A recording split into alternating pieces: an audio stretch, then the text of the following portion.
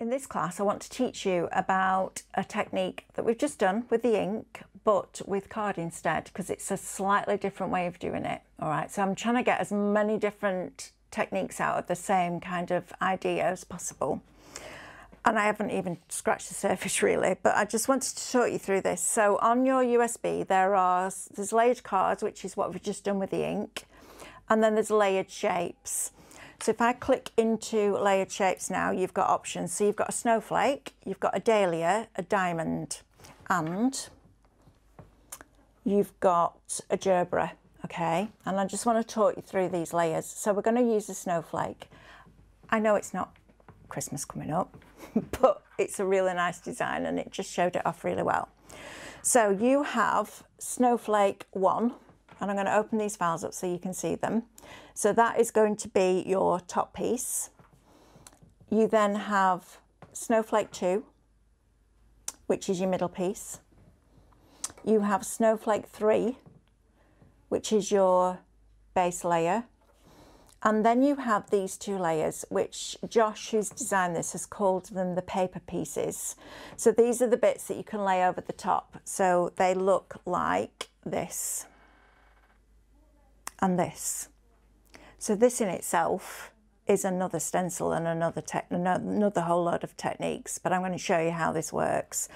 Now I have cut them already because again, you don't want to sit there watching the machine work for 15 minutes, but I'm just going to show you how you would bring everything onto the screen, or 2 layers of it onto the screen, and then resize it down.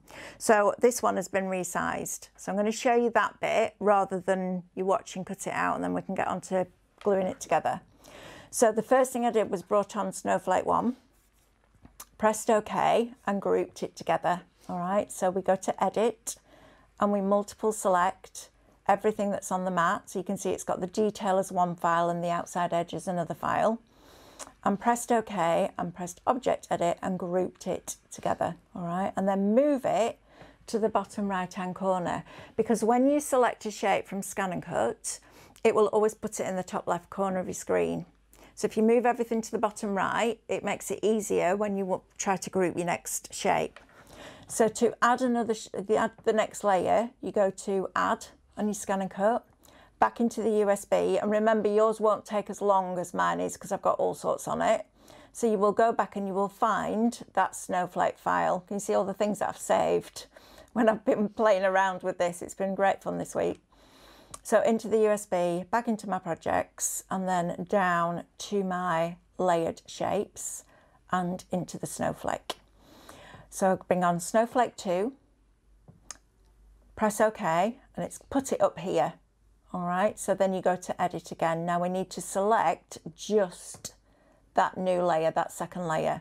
So this time we multiple select, but we choose part of the mat option because we don't want to group it with this one that we've moved. We just want to group the second layer together. So this time we make sure that the part that we're grouping is selected, so it's got that red square around it. We click part of the mat and that brings on these drag arrows. And all you need to do is drag it just over the edge so that it can't see it as a complete shape, and then press OK and it will just highlight the 2 pieces that you want to group. Then you press OK, go into Object Edit and group it. So then you've got your 2 pieces, your 2 layers. So then what I do, I would bring on the 3rd layer, then I'd bring on the paper piece layer, and then I'd bring on the second paper piece layer. This is if you want to resize it, because you need all your layers to go smaller or bigger in the correct ratio. Once you've done it once, save it onto your USB or into your machine or into the cloud, so that every time you come to use that file, you don't need to go through this process. So you've got a little bit of work to do, but once you've done it once, you don't need to keep doing it over and over and over again. It's like batch cooking, isn't it? You know, if you make spaghetti bowl once, you might as well make it and put it in the freezer for 6 more meals, so you don't have to keep making the same thing again. So that's it. You know what I'm like with my analogies.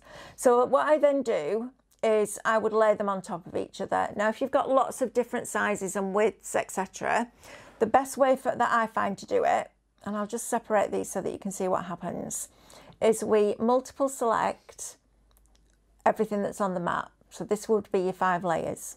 You press OK because you're finished, and we want to move them. So we go to our directional arrow buttons. That reminds me of a compass. So we click on that, and at the top you will have this button. If you don't have that button on your CM machine, you need to do an update, because it's there, it's available, and it's free for you. And it's been there for years. But if you're somebody that's just thinking, right, I do need to get my scan and cut out of the box now, you will have that alignment function ready and waiting as an update. So we go onto here and we use our alignment function. Wherever the straight line is on these buttons is where it will align it to. So it would align those two to the left, that one would be to the right, that one would be to the top, bottom, centre vertically, and centre horizontally. So we're going to click centrally, vertically, centrally, horizontally, put them directly on top of each other. You press OK, you go back into Object Edit and you group it, and then you resize it. So then you make it the size that you want it to be. Bearing in mind that the scan and cut needs a 3mm turning point. So you can't go make a snowflake this big, because the centre of it will be too tiny. But you could probably go down to that size, so probably 3 inches. And then you can go as big or as wide as your mat. So again, you've got so many different sizes, way over 100 easily, okay? You can hear that noise in the background, it's the food van. They come round now they come back, and it's like, you know, when your kids have got a toy and the batteries are wearing down and it's like, that's what it sounds like. I can't go out and wind it up. So if you hear that, that's what it is. Right, so we're then going to ungroup this, and you need to tap the screen, and it will separate those two pieces. But you'll see that it looks like it's still grouped. That's because that shape is. So if I ungroup it, you will see it goes back to having the outside edge and the detail. And again, that would be the perfect mat for everything to sit on. And if you want to cut it just into the front of a card, you would use that. Okay, so that's how we group and resize to get our paper piece in. So when we did our inking one, we did it in a different order. When you do this one, so your layer 1, this is, you'll look here and you'll see the depth of these. The finest one of this one goes on top. The next one, which is your blue one, and you can do these in whatever colours you want. You could do them in all white and they would look stunning. Goes behind it, so that that blue just shows through a little bit. Can you see there how it's peeping through? Perfect, look at that. And then the one that's got the thickest part here goes behind again, so it shows through the aperture. It takes me a while to get my head around that, because I want it to be the other way around, but when you layer it up, you'll see automatically which way it is. So that then becomes your snowflake. How fabulous if you make and sell your Christmas cards, and you can make and sell as many as you want with scan and cut, with our USBs. How fantastic is that? And then I've just used the outside edge to create the white piece behind. And that could be your 2021 Christmas card. It's amazing, isn't it? And all you need to do is set the scan and cut going, and you can walk away and all your Christmas cards are being made. And you know, if you went to a craft fair and you did a dozen of those, maybe in different colour tones, so 3 different colours, 4 of each, make a box, put the envelopes in, you'll make a fortune at Christmas. That is just brilliant. Or you could use it to put snow through on your window, and you can do all different sizes. It's just fabulous. But then I want to talk to you about these two pieces. Now, you can use these or not, so it's an optional thing. I'm going to show you how you use these in a completely different way, which is great. But when you put this over the top, it will cover over the purple that is on here. So it's the same depth on those little chevrons as the purple one, but that still looks really nice. So if you want to bring another colour here, and you're not worried about that colour being here, or you could create a drop shadow and have it slightly offset, but that will glue over the top of there like that. And then if you want to add an extra layer, you could glue this onto the top of there like that, and that would be your Christmas card. So it gives it more definition.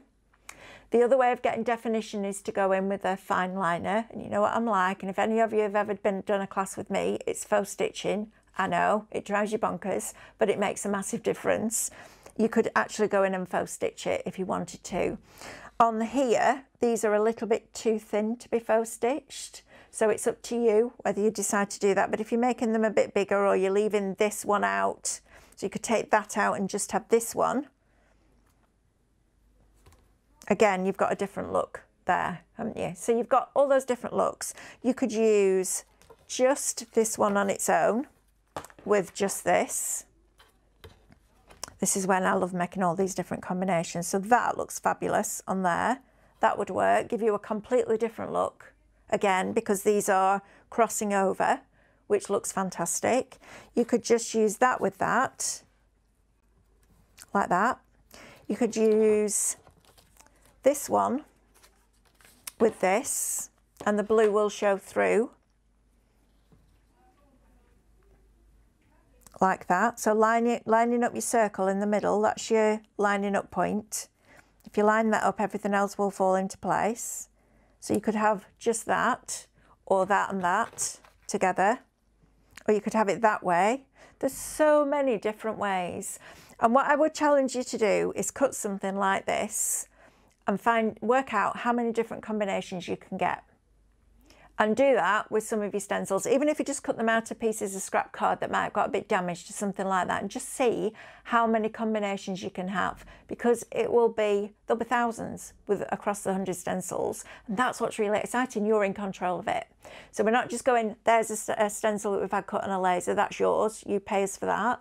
We're giving you the cutting files. And don't forget, every stencil is a cutting file. It's not just for inking through or pasting through or spritzing through. You can cut it out of paper and use it like that as well. In fact, every one is one that will cut out like this, or will cut into your cardstock. So the possibilities are endless, and that's really exciting. Now, I just want to talk to you about sticking this together, because if you decide to glue this down, you're going to have to get into all these little areas, which is fine on this layer, and it's fine on that layer.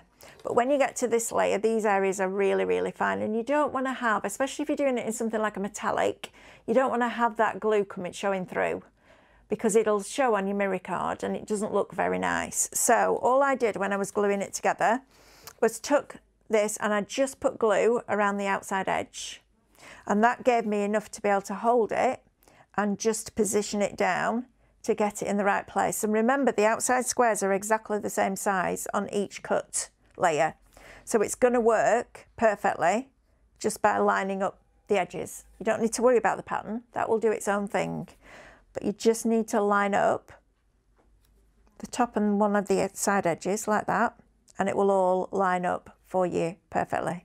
There you go, like that. So just stick around the outside. When you come to do these parts, especially this one, I would advise using a spray adhesive. I use a 3M spray. Let me just grab it for you and you can show it. And it's a permanent spray, and it's a little bit more expensive than some of the craft ones out there, but it doesn't string. And there's nothing worse especially when you're working on something metallic, than having a spray that creates strings, because it goes lumpy and then it doesn't stick flat and it looks like you've got something stuck onto your card. So get yourself a really good quality artist spray. You need to use less as well, which is great, so it lasts longer. And I would use that on there, to be honest with you, because it just makes it easier. You could put double-sided sheet on before you cut it, but just be aware that you've then got to try and peel that off. But I just think a spray adhesive is a really quick and easy way of doing it. Please work outside with a spray adhesive. Don't work on your carpet like I once did. Well, not on my carpet, but I had a piece of mountain board down. It goes everywhere. So just work outside, and you need a well-ventilated room. But that, I think, is a really good technique for you to do. And you could do the inking technique with this stencil as well. All right, so I'm going to get ready, tidy up, and then we'll get on with the next one.